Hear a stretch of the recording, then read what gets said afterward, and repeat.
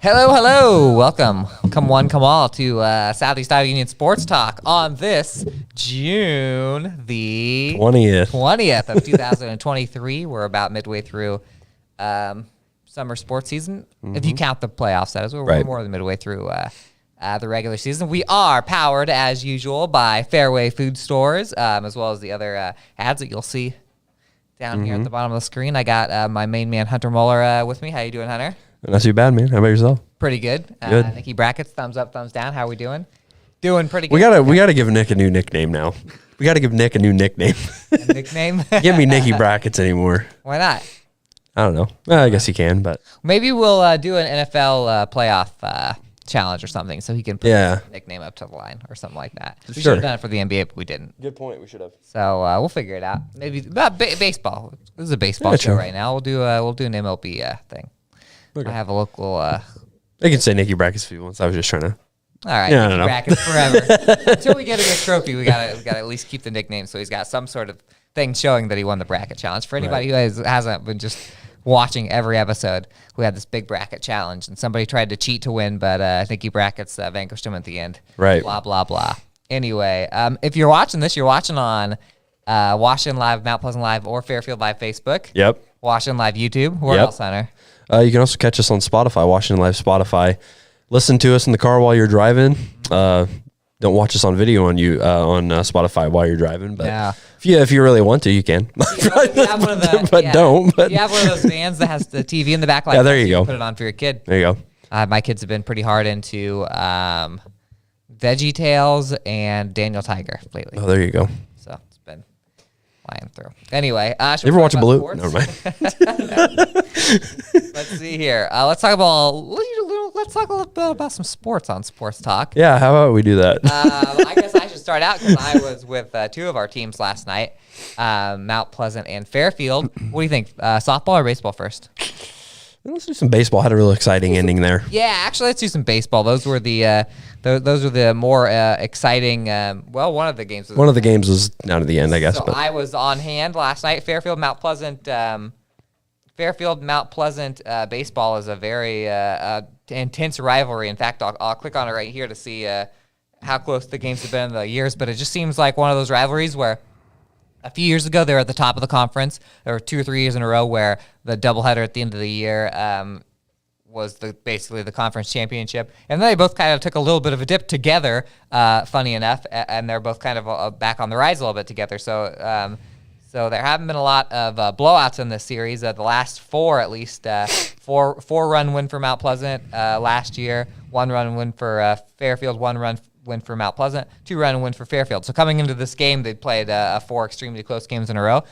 Mount Pleasant had not lost at home.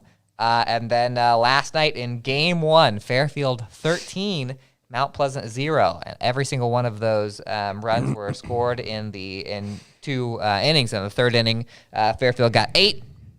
In the 7th inning, Fairfield got 5. So they, as head coach Josh Allison said after the game, they started to square up the ball a little bit yesterday. He said that that's something they've been kind of working on in the cages a little bit. Usually, I was at softball and went over to baseball, and I saw the runs being poured on. Usually in high school, if somebody scores 7, 8, 9 runs in an inning, that means that the pitcher was walking everybody or there were errors, and that didn't seem like to be the case at all. It was a lot of hits from Fairfield. We had a 1 for 5 day, but a 3 RBI day for Landon Nodurft. Aiden Kruger went 3 for 4 with a couple of RBIs. He's been really good from at the bottom of their lineup. He has. Turning the lineup over for those guys. Aiden Westerkamp and Caden Allison had a couple of RBIs each. On the mound was Tate Allen, their ace, lone senior on the field last night for the Trojans, and they probably almost wish that they would have used him in a game where they didn't score 12 runs. Right. He pitched almost perfectly 4 hits. After the game, he told me that he gave up more hits than he wanted to, so he gave up 4. 10 strikeouts for Tate. He cruised in that one. So that was kind of a little bit of a different game, and that was Mount Pleasant's first home loss of the entire season. So we come back, game 2, and that's where it gets a little interesting. A 7-6 win for Mount Pleasant, and it was a wild one. Fairfield went up 2-0 in the top of the first. Mount Pleasant comes back for 3, and they just go back and forth, back and forth, back and forth. Fairfield was eventually back up 2 at 5-3.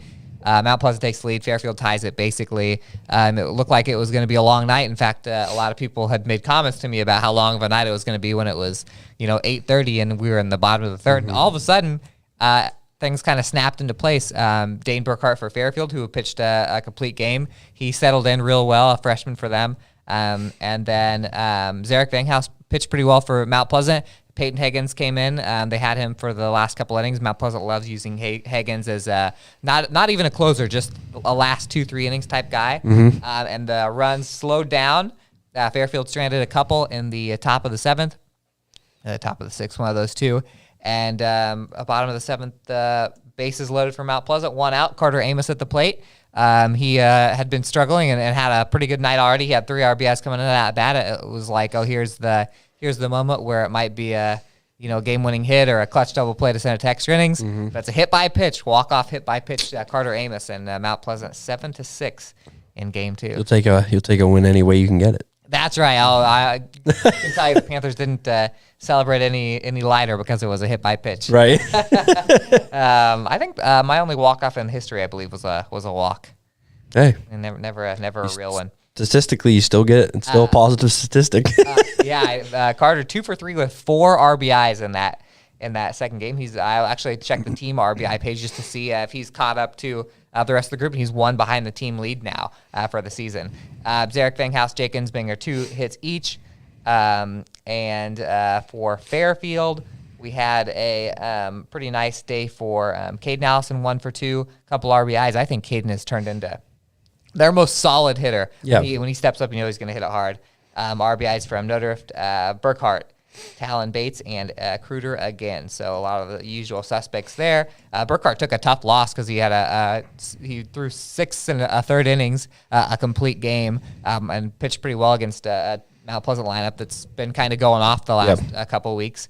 And Peyton Higgins gets the win for Mount Pleasant in relief. He's gotten a couple of those lately. So Mount Pleasant's really well set up pitching-wise because they have three guys that can go start in these series, and they all do a pretty good job, and then they always have Higgins on the back end there. Right. So.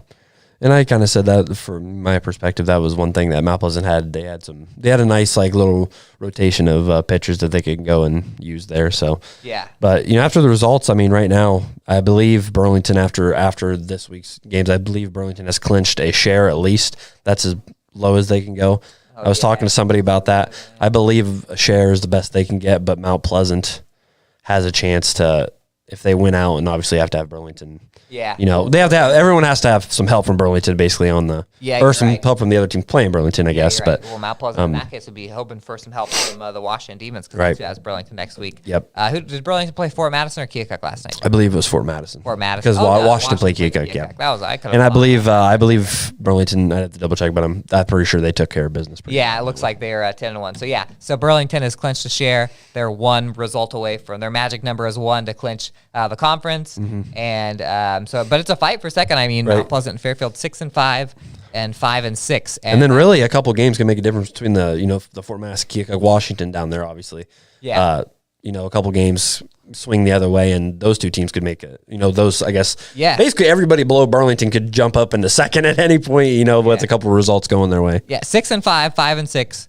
And then the other 3 are 4-7, and that's not just for the conference. But if you look at especially the overall records, like just looking at Mount Pleasant and Fairfield, they both got 9 wins. Yeah. Anybody who's paid any attention to high school baseball in the Southeast Conference knows that when they put these postseason brackets together, they take the SEC and they just throw them together in a single year. So that's the difference between whether you're hosting, whether you're playing one of the bottom teams. The SEC really doesn't have a bottom team because, as I said, there's 3. Every team has 4 wins. Right. And everybody's played everybody close. Yeah, exactly. But that's going to be the bracket, I'm sure, at the partially anyway.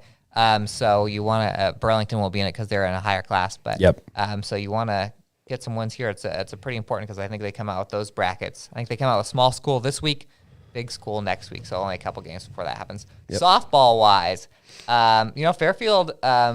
For all their offensive prowess the last few years, they had kind of a slow start this year offensively. You saw them score 10 runs against Washington to get a little revenge in Washington on Thursday, 10-3. Last night, 16-5 and 12-5 over Mount Pleasant. Those were the two highest scoring games of Fairfield's season so far. So there you go, and they won a tournament. They went undefeated in the Oski tournament this weekend, so the offense is coming around. Yeah, I was going to say they seem to be getting the bats together. And, after I was talking, to talk to Cody Engel after that, well, you talked to her first, and then I talked to her after that game. It seemed like they had a little chip on their shoulder. I don't know what it was, but Lily Berger, and I hear talk about her. She's been playing out of her mind the past couple of games too. So, it seems like they've got a little fired up and have been playing some of their best ball right now. Yeah, well, actually, even though it was right after the Mount Pleasant game, I talked to Lily after the game. She talked about the Washington-Fairfield rivalry that's really heated up and how important it was for them to not get swept by Washington. By the way, that might not be the last time those guys play because Fairfield's in 3A this year. They could very well be set up against each other. So last night, so we'll go the 16-5 game was kind of a wacky one. Fairfield's up 12-0. Scored 6 in the second, 6 in the third. It looked like, it's 12 runs after 3 as a mercy rule, so it looked like Fairfield was about to get out of it 12-0 and 3 innings, and then 2 outs in the inning. Potential last batter, Addison Clark steps up with nobody on base and blasts one off the scoreboard. So the Mount Pleasant scoreboard has taken a little bit of a beating. Yeah. Because on Thursday, Kylie Hill from Burlington hit the scoreboard. So that's two conference games in a row where that thing has gotten hit. A poor scoreboard. They got Cardinal coming in on Wednesday, so we'll see. We'll see who can hit that thing. Another tough team. Yeah, another very tough team. That's a unfortunate thing for Mount Pleasant right now is they do not have a very easy schedule. And Fairfield, we had Faith Jones, 3 RBIs for the Trojans last night. Amelia Miller and Olivia Hollander, 2 RBIs each. Miller kind of kicked off the scoring she had the first big hit of the night into the outfield that kind of really started that 12-0 run to start things out. And Lily Berggren had 1 RBI and a couple hits in that one as well. Cody Engel pitched for the Trojans fully in game 1. Only struck out 2 Panthers, and they scored 5 on her, which, Cody doesn't give up a lot of runs. Right. And so actually one thing that Fairfield coach Bob Bradfield said after the game was he talked about how, Mount Pleasant actually hit pretty decently, Defensively wasn't a great time for the Panthers, but as I said, Clark had a homer and an RBI. Sage Burchett had a couple of RBIs, and Keegan Coleman with a couple of RBIs, the 8th grader there for the Panthers. Game, so I didn't even finish what I was talking about with extending the game, but Mount Pleasant needed 2 to extend the game the next inning to cut out the 10-run mercy rule. Got it. 2 the next inning to cut out the 10-run mercy rule. So 3 times in the game, it was almost over, and then Mount Pleasant kept it going. But never got any closer than 6-7 runs. So 16-5 in game 1 for Fairfield. Game 2 was 5-4, middle of the 3rd inning. Bottom of the 3rd inning, sorry. Mount Pleasant had just cut it to 1. Lainey Norris started that for Fairfield, and they brought Engel back in, actually, even after pitching 6 innings. And she looked real strong in relief. Didn't give up anything after that. And, of course, Fairfield kept scoring 4 more in the 5th, 2 more in the 6th. And we got a 3 RBI game for Lainey Norris. Berggren 2, Faith Jones 2, Maddie Martin 2, and a couple from Morgan Amet and Leah Helmick, a 8th grader for them. And on Mount Pleasant side, we got RBIs for Jaden Hausch, Ella McNamee, and Addison Clark. So, by the way, pitching for Mount Pleasant, Joel and Martin pitched game 2, and in game 1, it was Ty Alter and Maya Starr for the Panthers. So, Mount Pleasant had little tinges. Obviously, Fairfield is a little older and wiser than Mount Pleasant currently, and they're expected to do a lot more than the Panthers. The Panthers gave them a little bit of trouble, but Fairfield now has won 5 games in a row. They're up to 11-9 after a little bit of a slow start, and both Lily and Coach Bradfield made a pretty good point last night. They came into this season with 2 players who were part of their everyday lineup last year. Yep. And it takes a little while for 7 other kids to get hitting, but they're certainly hitting now. Savannah Hollander? Cody Engel and Savannah Hollander. Yeah, we're in the regular. Look at you with that Fairfield softball knowledge. Hey, I remember it. And you know who's going to be really knowledgeable? Who's that? The people watching this podcast in 2.5 minutes, because they're going to learn about some of the best businesses in Southeast Iowa during our commercial break. Federation Bank is a locally owned bank providing award-winning customer service. We believe that we are more than just a federation of banks, but a federation of communities, serving Brighton, Richland, Wellman, and Washington, Iowa. Federation Bank's highly skilled staff is here to make sure you are able to accomplish your personal and professional goals, whatever they may be. Federation Bank, your family bank. Hospice isn't a place, it's a type of care that focuses on living. Servicing a 7-county area, the Hospice of Washington County staff of nurses, social work, hospice aides, spiritual and grief support, volunteers, music and massage therapists are able to provide free end-of-life care where the patient lives. We write wills, give consent for organ donation, but rarely is there a plan for what we would want the final phase of our lives. At Hospice of Washington County, we encourage our patients to be in charge of their healthcare decisions while maintaining quality of life. Unbelievable amount of devastation. I've never seen anything like it. We had a beautiful barn that was gone in 20 minutes. Farm Bureau stepped up right away and said, hey, we got you and we'll be there for you. We were taken care of. Now we could get on to repairing and rebuilding. I tell everybody about Farm Bureau. We're fortunate to say we have good coverage with good people doing it. Contact Farm Bureau agents Tony Starr and Mike Welcher in Mount Pleasant today. Tammy takes the time and has the personal interest in each one of us. I don't worry about what's going to happen because I know my policy is taken care of. She pulls what I need and puts it together, which is the program I get from her. Every year she calls around September or so and says, there's changes again, and I'm going to do the best thing for you. It's been perfect. She does a great job. At the Capper Auto Group, we put our customers' needs first and understand that everyone is as different as the vehicle they select. We offer new Ford, Chevrolet, Buick, GMC, Jeep, Chrysler, Dodge, and Ram vehicles in a friendly environment that puts you in the driver's seat. When it comes to service, we maintain factory-trained technicians and competitive pricing. The Capper Auto Group still believes that service after the sale provides the best customer experience. Come see the Capper experience for yourself. When you aspire to be a dancer, you are both an artist and an athlete. Your strength combines with beauty and grace seamlessly. Your efforts result in enhanced coordination, the ability to cooperate and compromise with others, and the confidence to perform in front of an audience. Not to mention the fun you will have and the lifelong friendships you will develop. We are enrolling now for fall classes, and we would love to see you shine like the star that you are. Join us for Dance and Tumbling at Stairway to the Stars. Please visit our website for online registration. Welcome, welcome, welcome. Southeast Iowa Union Sports Talk Live, powered by Fairway Foods. Fairway Food Stores. I like when we point to each other because there's no way for the viewer to see. Like sometimes I just point at you and I don't know what we're pointing about, but I'm just like, he's pointing at me. Yeah, but no one knows that you're there. Yeah, and I'm so there. that's why I'm pointing. Unless I like reach over. Yeah, you can see my hand. Yeah, I can see your hand. Anyway, all right. I don't remember what I was talking about, but we're going to talk Washington softball. Yep. Demons need to be pretty much perfect until next weekend against Burlington. Which is that's going to be a good matchup. Which will decide the conference. So they needed a couple wins last night. Did they get them? Yes, they did in dominating fashions over Keokuk. 15-0 in game one, 14-4 in the second game. And I know you talked about the matchup with Fairfield. They ended last week with a couple losses to Centerville and that big loss to Fairfield. And I know they were kind of disappointed. They had their first weekend off. Coach Ben Oberman said that they were kind of looking to get a little rejuvenated coming into the week after those couple losses. I think they were being rejuvenated. They were just that, is I guess my point with the results. Mentioned game one, 15-0. The Demons came right out of the gates. Bats were scorching hot, 9 runs in the first inning, and then 6 more in the second to end that game in 2.5 innings, I guess, suppose, if you think about it that way there.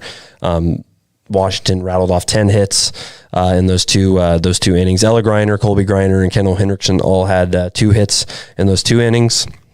And then in that top of the third there to end it, Isabel Salazar, who threw a 1-hitter in the game with one strikeout. Shut him down there and ended that game. Leighton Salazar, Haley Mitchell, Emery Walton all had RBIs as well. The three I mentioned before both had 2 RBIs. So pretty dominant performance there. A little rebound from the pair of losses. And then in that second game, Keokuk opened up the scoring on an error there in the first inning by the Demons. And then from then on out, Washington scored 3 in the bottom of that inning. Keokuk bounced back, tied it with 2 more on the top of the second. And then from then on out, it was pretty much all Washington. They scored basically in every inning until, the 6th, which ended up being, the run rule inning, if you would. They played 3 in the bottom of the second, as I mentioned, 2 in the third, and then 4 in the fourth, and 2 more in the fifth, kind of to end that one and seal it there.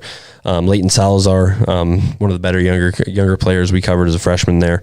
3 hits, 2 RBIs in that win. Ella Griner, Haley Mitchell, Isabel Salazar, Kendall Hendrickson, all with 2 hits.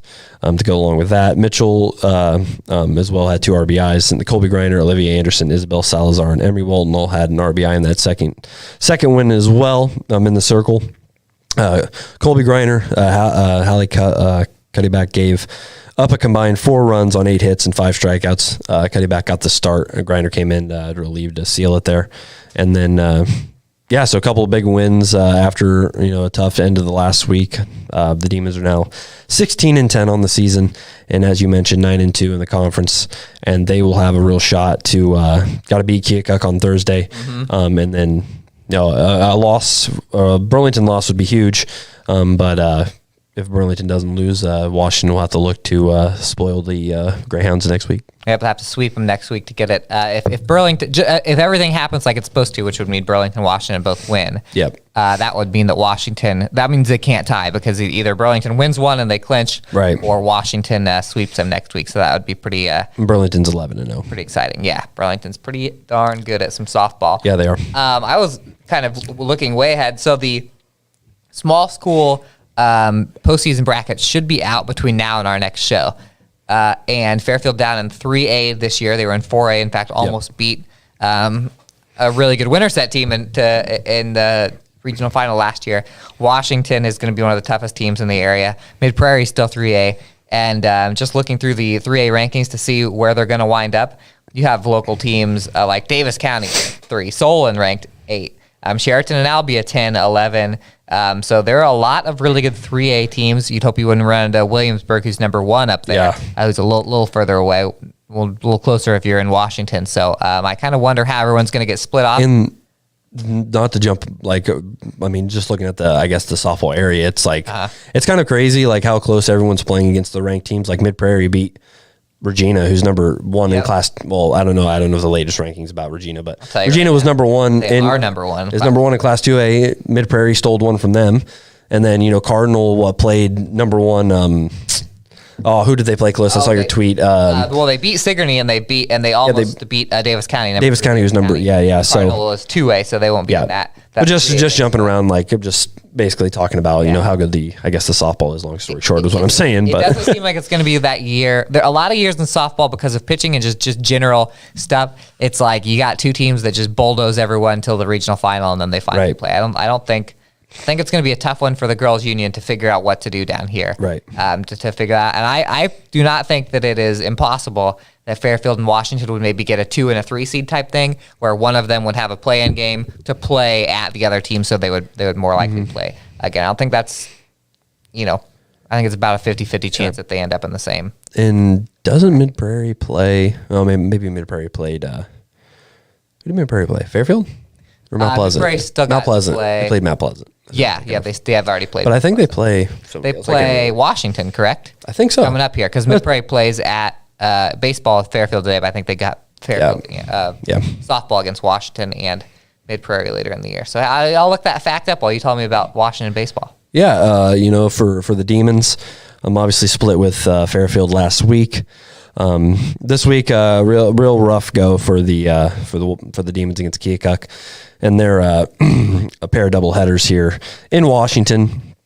First game ended 13-4. Wasn't that lopsided until the very end of the game, literally the 7th inning there, and then in the second one, 14-3. So a pair of losses for Washington there. In game one, the Demons never led. Keokuk opened up with 3 runs in the top of the inning, got a good, nice little start there for them, and then Washington bounced back. Chase Greiner and Austin Rebling both notched a pair of RBIs in the bottom of that inning to bring them within 1. In the top of the third, the Chiefs scored another one to make it 4-2. And then for 2 innings through the 4th and the 5th, neither team brought in a run. And then in the bottom of the 6th, Isaac Vetter and Ethan Patterson both picked up a pair of RBIs there to knot the game at 4. And, by that time, you're thinking, heading into the 7th inning, it's going to come down probably, Washington can get the stop and, get some stops on the defensive side of the ball there. It could be seeing a walk-off with kind of how the game had been going, but Keokuk went on a scoring frenzy, scoring a whopping 9 runs in the top of that 7th inning, and then Washington really, they didn't score any in the bottom of the 7th anyway, but they really couldn't come back. It kind of felt like that was just they lost all the momentum that they had with those 9 runs, and there was the deficit just became too big. So a really tough way to end it there for them. 13-4 is the end of that first game there. Let's see here. Austin Rebling finished with 2 hits in that first game, an RBI. Luke Beam Blossom, Isaac Vetter, Noah Greiner, Chase Greiner, and James Stravella all had 1 hit. And then in the final match of the evening, Washington struck first with a single run in the bottom of the first frame there, and then really Keokuk. The Keokuk bats got him back in front once again in a big way. 6 runs in the top of that second inning there. Washington did score runs in all first 3 innings, 1 each though, and then the 6 runs by the Chiefs in the second ended up being enough, and then they tacked on 8 more in the top of that 4th inning, and really, then the run rule came into effect after that. So tough loss there, 14-3 in that second game.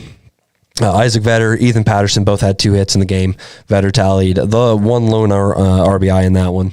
And then Luke Beam Blossom, Cale Williams, Chase Greiner each had 1 hit. And as we kind of already talked about the pair of losses, the Demons moved to 4-14, and then 4-7 in Southeast Conference play. So just kind of a tough night. Game 1, they were right there, and then it seemed just like the wind of their sail, the wind in their sails got just kind of went away after that 9-run 7th for the Chiefs there. So we mentioned the conference standings for baseball earlier and how there's 2 games separating those 5 teams for second. Could you imagine if Burlington wasn't in the conference and it was like that? In the old days, they would be going for the conference championship. They weren't alive. Right. Washington definitely has the toughest road though because they have Burlington next week. So it's tough to beat. Tough to beat the Greyhounds. Mount Pleasant took one from on Thursday night. That was the first time Burlington had lost. But they're 10-1, and they have pack a pretty mighty punch. So and they're at Burlington in the in the doubleheader. It's been hard to win in Burlington for teams, and obviously Mount Pleasant stole that one from them at Mount Pleasant. Yeah. So a little somber note for a little bit there, but we still got the race of a lifetime here for second place. SEC baseball, and just like we said in softball, the tournament brackets are coming out soon, and they're all in 3A. So besides Burlington, so they might all be right next to each other. So speaking of right next to each other, let's all watch these commercials right next to each other. That didn't work out. It's all right. Side by side, hand in hand. Yeah, there you go. 2.5-ish minutes of commercial breaks. Don't quote me on it. Don't count. Yeah. And we'll see you for a little softball, baseball roundup, and a little bit of MLB update. Yeah. In about 3 minutes.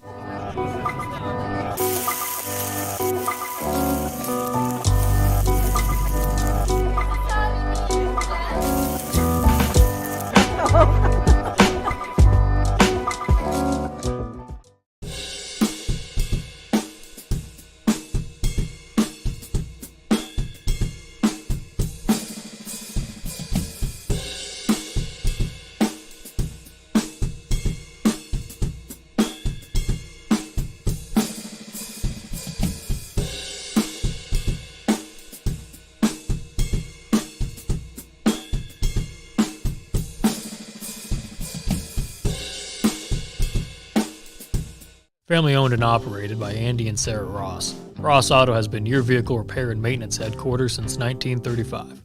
We specialize in all makes of cars and light-duty trucks. With With our variety of available services, let us help you keep rolling and your vehicle operating efficiently. Services include general auto repair, alignments, brakes, fuel injection, and more. Schedule your appointment today at 319-653-5656. That's 319-653-5656. At 5 Star Community Credit Union, we want to help you lead a better life. We offer competitive rates and convenient appointment times for all kinds of loans: auto, recreational vehicles, home equity, line of credit, holiday, and personal loans. We make it easy to build your credit and enjoy the good things in life. We invite you to join 5 Star Community Credit Union. We are community-minded and member-focused. Come visit our locations in West Burlington and Mount Pleasant or online at 5starcu.org. Federally insured through the NCUA, Equal Housing Lender. At Brown Shoe Fit, we pride ourselves on traditional sit and fit service that's been serving the Mount Pleasant area since 1952. At Brown's, we have shoes for the whole family. From kids to adults, we carry the finest footwear for every occasion. Whether you're looking for something for work, casual wear, or exercise, we've got you covered. And don't forget about our selection of safety toe footwear for both men and women. Come visit us 6 days a week and experience the best in traditional sit and fit service. Brown Shoe Fit, where quality and tradition meet.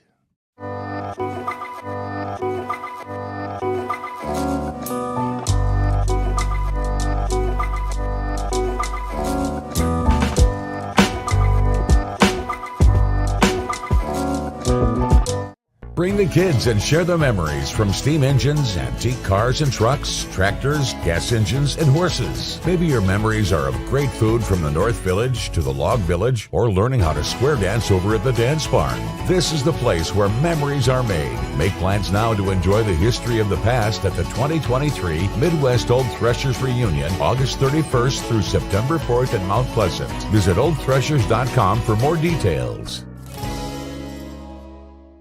What, you want to start? Oh, I got what you're asking. Hello, everyone. Welcome back to Southeast Iowa Union Sports Talk. Hunter just asked me off camera right before we went on if he would like to do his roundup before me or me do before him. I thought he was volunteering to, be the guy who brings us back from commercial. No. So I was like, what are you talking about? You have to think about that. The camera's going to be on me. We are here on Southeast Iowa Union Sports Talk Live, powered by Fairway, on YouTube, Facebook, Spotify, Twitter at Union Sports Page. We've done a pretty good job of some tweet updates this summer. It's so hard during the spring. I think I always forget 90% of the time. Yeah, I've been doing a pretty good job. Yeah, Andy's been doing good.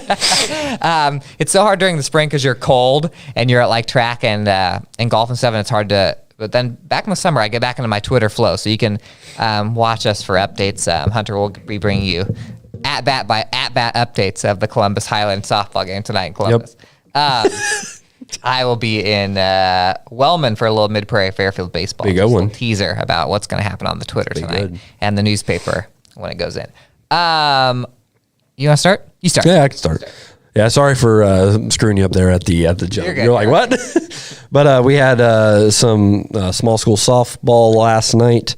Not too many games, but a handful here. So we have Cardinal 2 over Knoxville. We talked about Cardinal.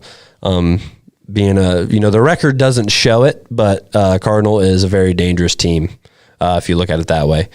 Brinley Ostrander, Summer LeBrew both had 2 hits in the win. Emma Becker finished 1 hit. Nicole McClure and Kennedy Miller each had an RBI, and McClure gave up just 4 hits with 8 strikeouts in the circle there. Van Buren County 6-5 over Lone Tree. The Warriors led 4 after 4 innings. Lone Tree answered back in the 5th to come within 1, and then the Warriors finished the game out with 2 runs in the top of the 7th there. Annabelle Cormeyer, Kylie Rowan each had 2 hits, and then Rowan had 2 RBIs. Callie Cratch, Ivy Davison both had RBIs. Sophia Girock and Allie Campbell each had 1 hit. Campbell took the win in the circle, giving up 5 runs, 1 earned on 6 hits and 12 strikeouts.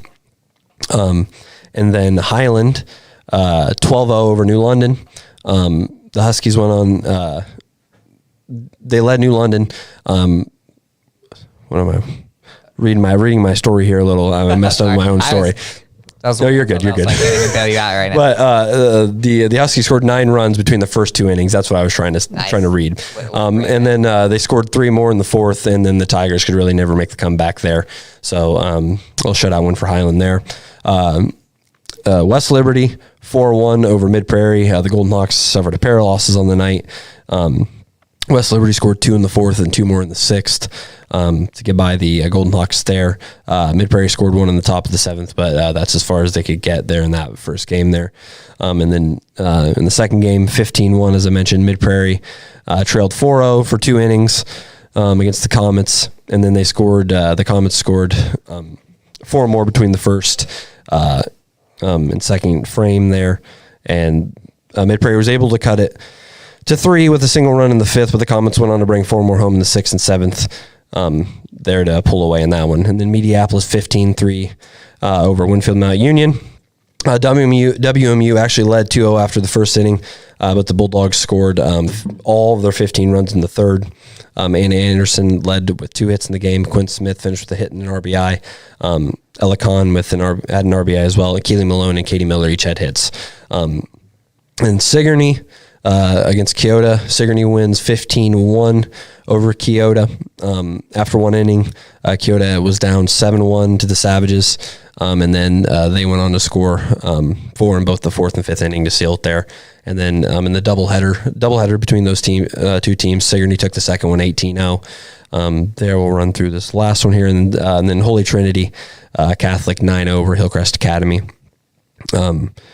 And in that one, Aaron Bontrager and Lydia Beachy both had hits for the Ravens, and Malia Yoder gave up 9 runs forward on 8 hits and 11 strikeouts in the circle there. So, yeah, that's from our area softball. Sorry for the little hiccup there on that one. Oh, you're good. You're good. I apologize for your hiccups, or your coughs, or your... Unless I don't have hiccups. Yeah. I'm going to bring us into some small school. Oh, wait, no. Before I talk about baseball, I wanted to say exciting news is that 3 of our better small school softball teams we will be seeing this week. You got Columbus and Highland tonight.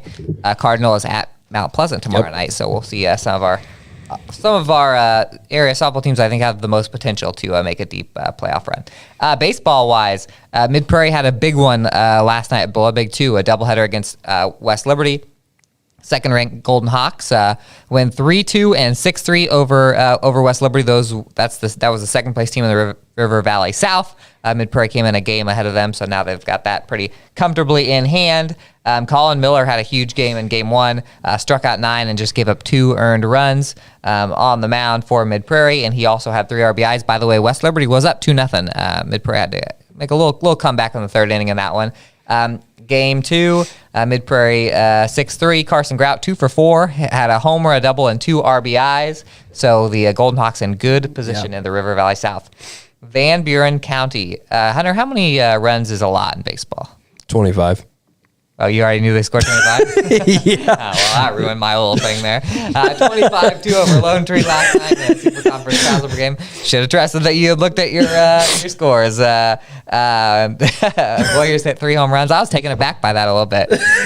Jackson Manning, 4 for 4 with a homer and 6 RBIs. Lucas Pett went deep, 3 for 5, 3 RBIs. Anthony Duncan went deep, 1 for 2 with a homer. I should have asked how many home runs is. Yeah, I didn't look at that. But. TJ Urach and Isaac Leffler had a couple runs there for the Warriors, 25 runs, season high. I didn't even look it up. I just said season high in the story, so hopefully I'm right. I'm pretty sure it is. For Keota last night, they were in Sigourney and they're playing against former Keota Eagle. Caden Clarahan had a complete game for the Sigourney. He goes to Sigourney? Savages. He does. I didn't know that. This year for his sophomore year. So Aiden Anderson 1 for 3 with a double for Keota in that loss. A small school team that's starting to heat up a little bit, maybe a little dangerous. What about the New London Tigers, Hunter? 13-5 over Highland last night. Wow. They scored a pretty big win, last week? Yeah, down Hillcrest. Against Hillcrest. So they're kind of coming alive there. Hunter's former teammate, Jaden Flowers, and the Tigers. Yeah, the company. Rising. A couple of losses for Cardinal last night. I screwed this up on the roundup, and I have to fix it after the show because it was not 12-0 and 12-0. It was 12-0 and something else, and I realized that I messed it up. But they were swept by Knoxville and South Central Conference. Play last night. Dang it! Now I gotta go in. I was gonna go back and eat some roast at home after the show. Now you gotta fix it. I gotta do work. Winfield Mount Union, Columbus lost 12-3 against Mediapolis. Notre Dame downed Hillcrest 6-0. Notre Dame ranked 8th right here. We had a lot of teams. Knoxville, by the way, that swept Cardinal, ranked 4th and 3A. So a lot of ranked teams playing our teams. Yeah. So, anything else important we have to talk about? Yes, there is. Big. First off, subscribe to the paper, read the paper, Southeast Iowa Union. Obviously, the paper starts this, and then we do this. Yep. Got a story in with some quotes from Keaton Wynn, the former Pekin Panther. We talked about him last week. Had he pitched when we talked about him last week? No. He had. No. So pretty much, I think maybe a day later. Because he pitched the Wednesday, the day of the next day. Yeah, he pitched the next day for the San Francisco Giants. He had got a 4-inning save in his first appearance for them down in St. Louis. He actually got called back to AAA and then back up to the majors and pitched 5 innings yesterday. Almost got his first win. So I got a story about him in 2 days. Tuesday's edition. Well, we've got, I think, 3 stories, but the big one is today, Tuesday, June 20th, whatever today is. So check that out. And we'll be monitoring his time in the bigs here. They're going to need him. They had a couple injuries to the starting rotation. I don't know if he's going to get a start here pretty soon or if he's just going to go long relief, but 2 quality outings for the former Pekin Panther in that. What else? We got any more house cleaning? Catch Hunter in Columbus tonight? Yep. Columbus Island. Yep. Mid-Prairie Fairfield for you. And Mid-Prairie Fairfield for me. My first time at actually covering a game at Mid-Prairie since they've done a little updating to that baseball field. So yeah, I forgot they did that. That'll be fun. And for Nikki Brackett's, Hunter, and myself, Fairway Food Stores, all of our sponsors, watchers, readers, listeners. We'll see you when, Andy? Next week. Next week.